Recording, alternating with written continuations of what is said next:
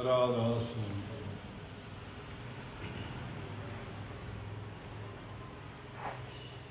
किसी भी चीज को, किसी भी काम को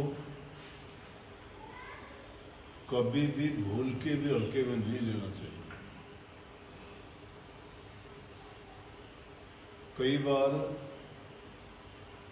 जिसको हल्के में हम लेते हैं उसका मतलब लापरवाही है, हम उसकी परवाह नहीं करते और वो लापरवाही फिर बहुत बड़ी समस्या बन जाती है, फिर वो किसी तरह भी काबू में नहीं आती।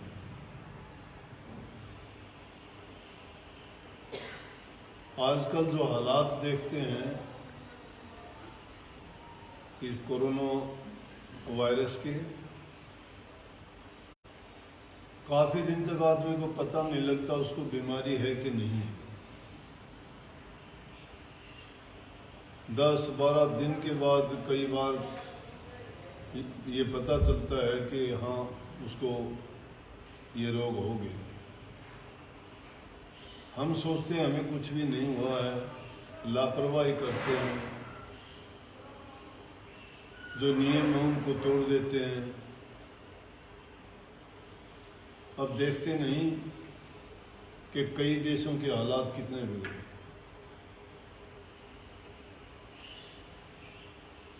ठीक है, हर चीज की सावधानी बहुत जरूरी है, चाहे वो छोटी हो चाहे समस्या बड़ी हो। बड़ी को तो हम मान के सतर्क हो जाते हैं, छोटी में लापरवाही करते हैं, तो लापरवाही हमें बहुत दुख दे जाती है कई बार।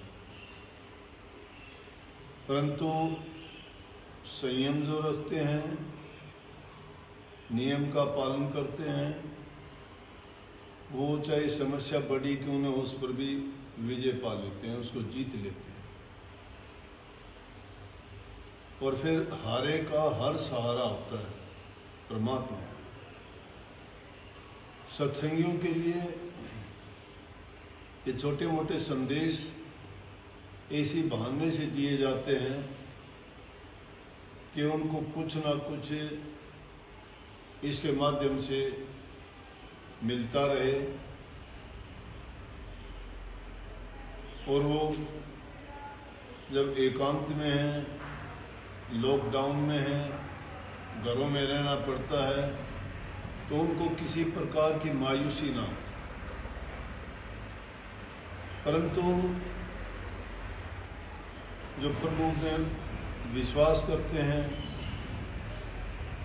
तो उनकी सोच में भी सकारात्मकता आती है, क्योंकि बेसहारा सोचता है कि मेरा कोई सहारा नहीं, वो अपने आप को निर्बल, दुर्बल, असहाय समझ लेता है। परंतु जब सब सहारे टूटते हैं तब आखिर में इंसान परमात्मा का सहारा लेता है। फिर कहता है कि अब मैं हर जगह से हार चुका, मालिक आप ही मेरे सहारे हो, आप ही मुझे बचाने वाले हो। लेकिन क्यों ना उस सहारे को पहले ही मान लिया जाए। जब उस सहारे की ओट कोई ले लेता है तो वो उसी प्रकार से बच जाता है जिस प्रकार चक्की के अंदर सभी नाज पिस जाते हैं, परंतु उसके अंदर बीच में जो किला होता है उसके साथ में जो डट जाता है वो दोनों पार्टों के बीच में पिसता नहीं, बच जाता है। इसी प्रकार से प्रभु सारी शक्तियों का वो किला है, उसके साथ जो जुड़ जाता है उसको किसी भी चीज से भयभीत होने का डर नहीं होता, ना वो किसी चीज से डरता है ना घबराता है। संयम उसका होता है, विचारों में उसकी सार्थकता होती है, सोच उसकी मजबूत होती है और कैसे भी हालात जो गुजरते हैं उसका मजबूती से सामना करने की शक्ति आ जाती है। क्योंकि वो असहाय नहीं समझता, वो सोचता है मेरा फिक्र करने वाला, मुझे ताकत देने वाला, मुझे जीवन देने वाला वो प्रभु मेरे साथ। परंतु जब हम उनसे दूर हो जाते हैं तो हमारे विचार भी उतने ही दुर्बल होते हैं, बुरी आदतों में फंस जाते हैं और बुरी आदतें सब समस्याओं को जन्म देती हैं। कोई शराब कबाब में फंस जाता है, कोई विषय विकारों में फंस जाता है, कोई जुआ और उल्टे सीधे दूसरे कामों में फंस जाता है, कोई मांस मछली अंडे खाने में लग जाता है। ये सारी की सारी चीज़ें इंसान को प्रवृत्ति उसकी बदल देती है, क्योंकि इस त्रिगुणात्मक संसार में 3 प्रकार के जो गुण हैं, तीनों प्रकार की प्रवृत्ति इंसान में मौजूद रहती है। और वो बनती कैसे हैं कि जिस प्रकार का वो भोजन खाता है उसी प्रकार के उसके गुण भी बढ़ते रहते हैं।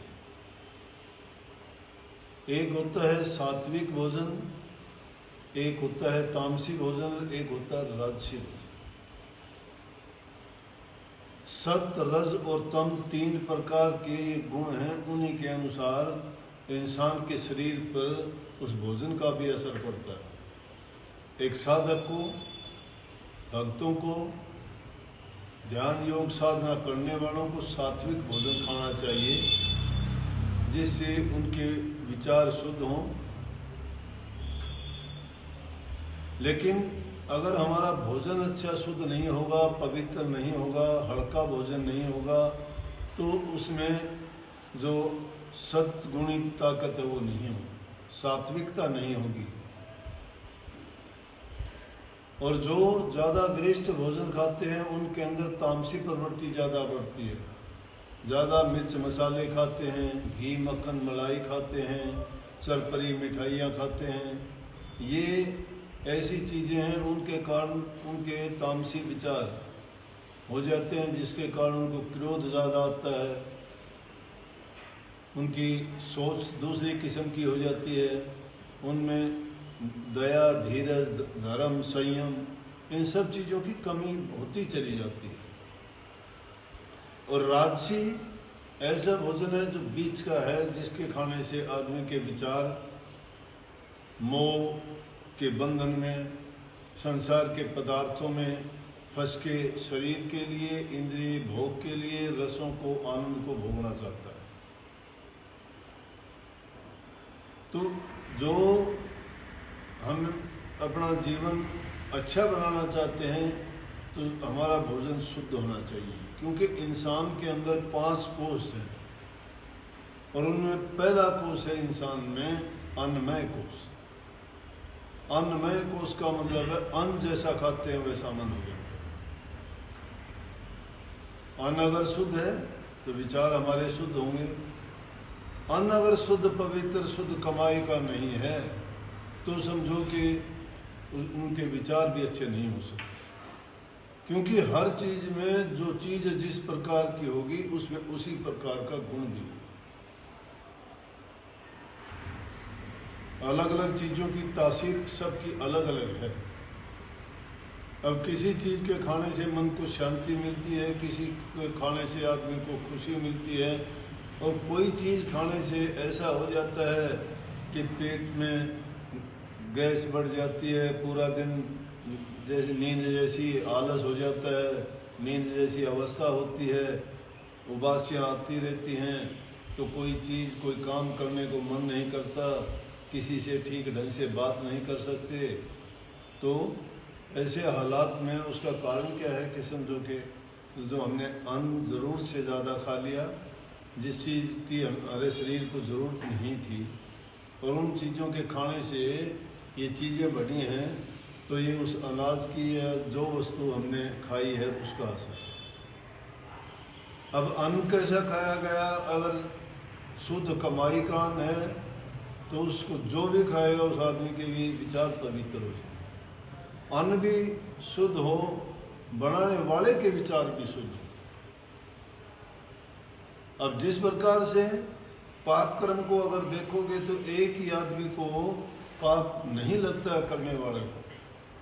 अगर कोई आदमी मांस भक्षण करता है तो सबसे पहला पाप उसको लगेगा जो उस जीव को बेचता है, पैदा करके या उसकी पालन पोषण करके किसी बुचड़ को या कसाई को देता है, पहला पाप उस देने वाले को लगेगा, दूसरा पाप उसको खरीदने वाले को लगेगा, तीसरा पाप उसके काटने वाले को भी लगेगा, चौथा पाप उसके मांस को बनाने वाले को, पकाने वाले को भी लगेगा, छठा उसके परोसने वाले को भी लगेगा, और सातवां उसको खाने वाले को लगेगा। एक अकेला नहीं। कई लोग सोचते हैं कि मेरा क्या लगता है कि बनाने में बना देता हूँ, बना देना नहीं, उसको लगेगा, जरूर लगेगा। अरे काजल की कोठड़ी में कितना भी सियाना आदमी जाएगा, एक ना एक दाग लग जाता है।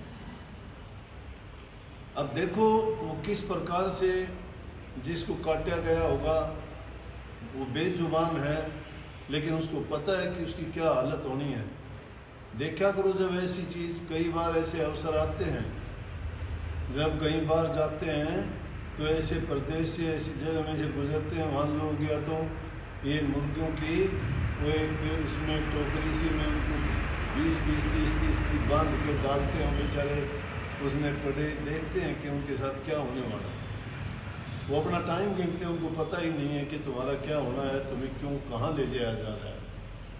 या उन बकरी के बच्चों को देखा करो, भेड़ के बच्चों को देखा करो, जिनको काट के और लोग थालियों में परोस के खाते हैं। है क्या? जब वो चीज़ इस प्रकार से दुखी करके उनको काट के बनाया जाता है, उनके दिल में कितना दुख होगा, कितना दर्द, कितना पीड़ा होगा, किस प्रकार से वो अपने तड़पते होंगे, और उन तड़पते हुओं का जो वो गंध खाएगा उसको बना के, वो आदमी अच्छा कैसे होगा, उसके विचार अच्छे कैसे होंगे। वो तो आदमी को भी मार सकता है, आदमी को भी खा सकता है, उसके दिल में दया धर्म कहाँ से रहेगा। इसलिए खाने का बहुत असर होता है। तो अन्नमय कोश जो बनता है वो इंसान का पूरा, उसको व्यक्तित्व है, उसका चरित्र है, उसके गुण और उसकी सोच सभी की सभी उस पर निर्भर करती है। एक फिर भोजन है जिसका अन्न शुद्ध अन्न है, बनाने वाला भी उसके अच्छे विचार हैं। हम सत्संगियों को हिदायत करते हैं कि जब भी तुम खाना बनाओ, खाना बनाते समय, आटा गूंथते समय, सब्जी काटते समय उस प्रभु का ख्याल करोगे। तुम्हें नाम की दीक्षा दी जाती है, उस नाम का सुमरण करते हुए उस सब्जी को, अन्न को बनाओगे। सुनते हैं ऐसे लोगों को कि आश्रम का खाना बहुत अच्छा होता है, आश्रम का खाना बहुत अच्छा होता है, प्रसाद बहुत अच्छा होता है। मैं कहता हूँ कि खाना तो घरों में होता है, यहाँ तो प्रसाद होता है। यहाँ रूखा सूखा देते हैं तो भी उसमें आनंद और मज़ा आता है, क्योंकि बनाने वालों के विचार देखो। हर आदमी ये कहता है मैं बनाऊंगा, मुझे सेवा मिलनी चाहिए। कितना प्यार से बनाते हैं। बनाने वाला पवित्र आदमी है, बनाते वक्त उसके ख्यालात अच्छे हैं, उसके मन में सेवा है, प्रेम है, और उसके जो नाम भक्ति करता है उसका असर उसमें खाने में जाता है। तो अगर ऐसे व्यक्ति का बनाया हुआ हाथ का खाना कोई खाता है, मैं कहता हूँ दुष्ट आदमी के भी विचार बदल जाएंगे। ऐसी हालत हुई। दुर्योधन जब भीष्म पितामह जब आखिरी वक्त था, तीरों की सैया पर लेटे हुए थे, इच्छा मृत्यु उनकी थी, युद्ध खत्म हो गया। पांडव उनके पास जाके कहने लगे, कौरव खत्म हो गए थे, सब राज पांडवों को मिल चुका था। जब जाके भीष्म पितामह से कहने लगे कि हे पितामह, हमें आप पे शासन चलाने के, राज करने के नियम और कुछ शिक्षा और उपदेश दीजिए। जब वो राज धर्म की बातें बताने लगे और जब उन बातों को सुन के द्रौपदी कहने लगी, हे पितामह, आज बड़ी धर्म की बात करते हो आप, लेकिन जिस दिन सभा के अंदर मैं नंगी की जा रही थी,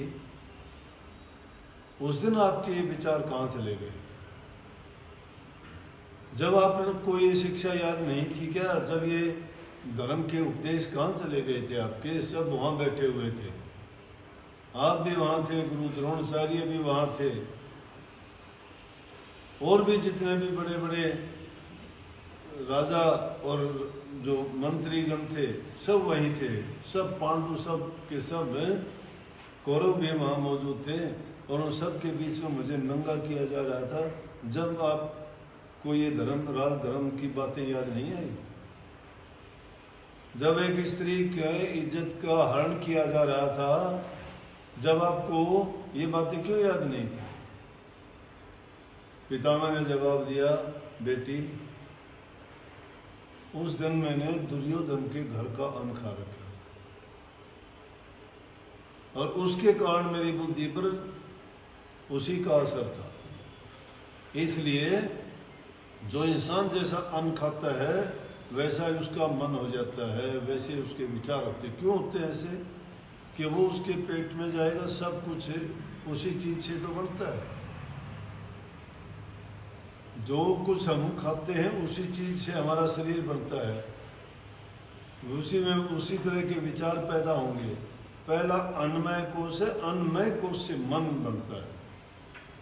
तो वैसे ही हमारा मन होगा, मनमय कोश से आदमी का ज्ञान बढ़ता है, वैसा ही ज्ञान होगा।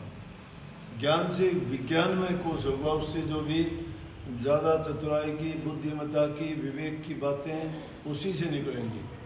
और सब में आखिर का जो है वो आनंदमय कोश है। अगर सब कुछ उसका पवित्र है, उसका मूल तो सिर्फ शुद्ध अन्न ही हुआ। इसीलिए कहते हैं जैसा इंसान अन्न खाता है वैसा मन हो जाता है। उस शुद्ध अन्न खाने के कारण शुद्ध मन, शुद्ध विचार और शुद्ध उसका ज्ञान, और उसके बाद में सब आनंद उसी से प्राप्त होता है। आनंद की जरूरत होती है, उसी को आत्मानंद कहते हैं। और वही आदमी भक्ति में भी सफलता प्राप्त करता है। दुनियादारी की चीज़ों के लिए, एक लोभ लालच में पड़ के, मान प्रतिष्ठा इज्जत के लिए, ये तो राजसी चीज़ें हैं। उनके लिए जो संसारी चीज़ों के लिए हाथ पांव मारते हैं, उनकी कभी पूर्ति हुआ भी नहीं करती। लेकिन जो नाम में ताकत है, प्रभु की भक्ति में जो शक्ति है, वो किसी दूसरी चीज़ में नहीं है। वो सब चीज़ों को आदमी के तृष्णा को पूरी कर देता है।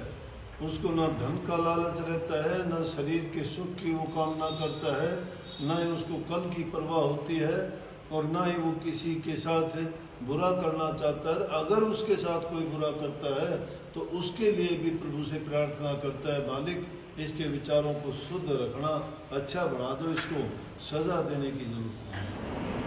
और मैं इस चीज़ के बारे में जोर दे के एक बात कहा करता हूँ कि इंसान कोई बुरा नहीं होता है। इंसान कोई बुरा नहीं है।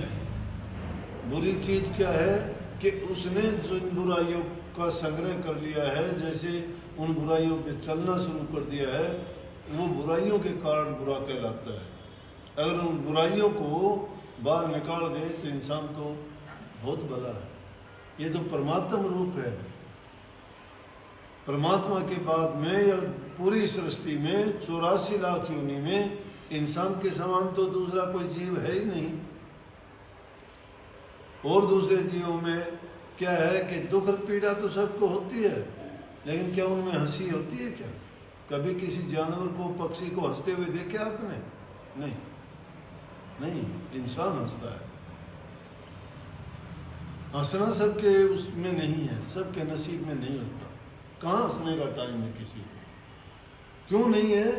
कि जब इन चीज़ों के अंदर फंस जाता है, संसारी वासनाएं ऐसी हैं कि इंसान को हमेशा उसके दिमाग से ये बातें नहीं निकलती कि उसके पास क्या होना चाहिए, वो कैसा होना चाहिए, शरीर के सुख उसको मिलने चाहिए, दुनियादारी के पदार्थ सब उसके पास होने चाहिए, उसकी इज्जत सम्मान होना चाहिए। हर प्रकार से उसको जो ये इधर उधर की बातें ये दुनिया तक सीमित हैं, उन्हीं के बारे में सोचता है।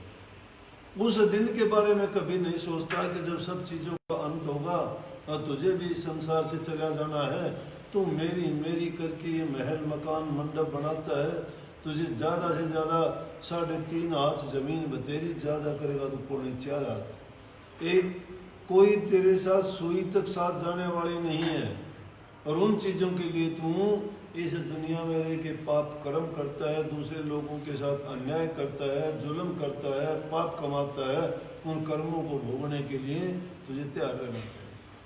लेकिन जो इंसान प्रभु के भक्ति में लग जाता है, उनकी तरफ चलता है, तो प्रभु उसको संभाल लेता है। चाहे उससे गलतियां भी होता है तो भी उसको संभालता है, क्योंकि वो उसका जन है। उसकी कभी भी वो ऐसी बात नहीं होने देते कि जिसके कारण उसको ये कहना पड़े कि उसके साथ ये हुआ। कि वो तो ऐसी उनके साथ परीक्षाएं होती रहती हैं कि उनको कष्ट और दुख आते हैं, लेकिन वो उनको कष्टों को नहीं गिनता। वो मालिक की तरफ से मौज होती है उसकी परीक्षा के लिए, उसको जांचने के लिए कि कितना इसके अंदर संयम है, कितना इसमें धैर्य है, या इसने कितना कुछ पाया है। अगर वो उससे डगमगा जाता है तो गिर जाता है। इसीलिए कबीर साहब के शब्द में कहे, पिया का मार्ग सुगम है खांडे की धारा, पिया का मार्ग कठिन है खांडे की धारा। खांडे की धार की तरह से कठिन है। खांडा तलवार को कहते हैं। उस तलवार की धार कितनी तेज है, उस पर चलना आसान काम नहीं। लेकिन जो उस पर चलता है डगमगा जाता है तो गिर जाता है। नहीं तो नट के छोटे छोटे बच्चे देखे होंगे कि वो भी अभ्यास करके एक रस्से के ऊपर से इस पार से उस पार चले जाते हैं। एक बांस हाथ में रखते हैं, उसमें बैलेंस बना के अपनी सूरत को, विचार को, ख्यालात को उसमें जोड़ देते हैं। हम भक्ति तो परमात्मा की करने चाहते हैं, लेकिन ख्यालात दुनियादारी को दिए रखते हैं। फिर भक्ति कहाँ से होगी? छोटी छोटी बातों को देख के डरना शुरू कर देते हैं, डर जाते हैं, घबरा जाते हैं, सब छोड़ देते हैं। कभी भी इन चीज़ों से घबराना नहीं। और प्रभु की भक्ति का ये एक सबसे बड़ा गुण है कि जिसने उस नाम की ओट ले ली, उसकी समझो कि भय चिंता सब वो दूर भाग जाते हैं। भय और भ्रम दोनों जब तक नहीं निकलते तब तक समझो कि हम नाम के आसपास भी नहीं है। और ये काम कोई कठिन नहीं है। कभी सोचता हो कि हमसे नहीं हो सकता, या मैं ये हूँ वो हूँ, कोई कुछ नहीं। जिसका शरीर स्वस्थ है, सब प्रकार से सुखी हो और सारे काम कर सकते हो, तो प्रभु का नाम तो सबसे आसान है, उसको लेने में कोई वो नहीं। लेकिन क्योंकि उस चीज़ का रस हमें दिखाई नहीं देता, इंद्रियों के द्वारा उसको चख नहीं सकते, वो तो सिर्फ आत्मा आनंद पहले नहीं मिलेगा। पहले इंसान को शरीर का सुख मिलना चाहिए, फिर आदमी को दूसरा मन का सुख मिलना चाहिए, तीसरा सुख जाके आत्मा को मिलता है। उसके पास बाद में उसका चौथा पद शुरू होता है, जिसको हम शब्द घर कहते हैं, शब्द रस कहते हैं, शब्द कहते हैं। वो चौथा पद है। 3 पद में पहले ये शारीरिक, दूसरा मानसिक और तीसरा आत्मिक, 3 मंडलों के जो पार। इसलिए वहां जब उस आनंद को जो प्राप्त करना चाहता है, तो पहले उसके लिए आदमी को शारीरिक पाबंदियों का मानना जरूरी है, संयम की जरूरत है, साधना की जरूरत है, तप की जरूरत है, धैर्य की जरूरत है, संतोष की जरूरत है। जल्दबाजी का काम नहीं। कई लोग आके कहते हैं कि मुझे ये हो गया, वो हो गया, कितने दिन तक और करूँगा? ये तो हमेशा के लिए करना है। अगर तुम्हें ज़रूरत है तो खाना कितने दिन के लिए खाना चाहते हो? जब तक जीना चाहते हो। जब तक जीना चाहते हो खाना खाते हो आप, नहीं या नहीं खाते या बंद कर देते हो। इसी प्रकार से वो हर सब चीज़ों से जरूरी प्रभु का नाम है। नौ निधि प्रभु अमृत का नाम, नौ निधि अमृत जैसा वो प्रभु का नाम है। और अपने सारे कामों को सिद्ध करना चाहते हो तो उसे अमृत नाम को याद रखा करो। प्रभु के नाम का सुमरण करना, चिंतन करना जब भी तुम्हें फुर्सत मिलती है।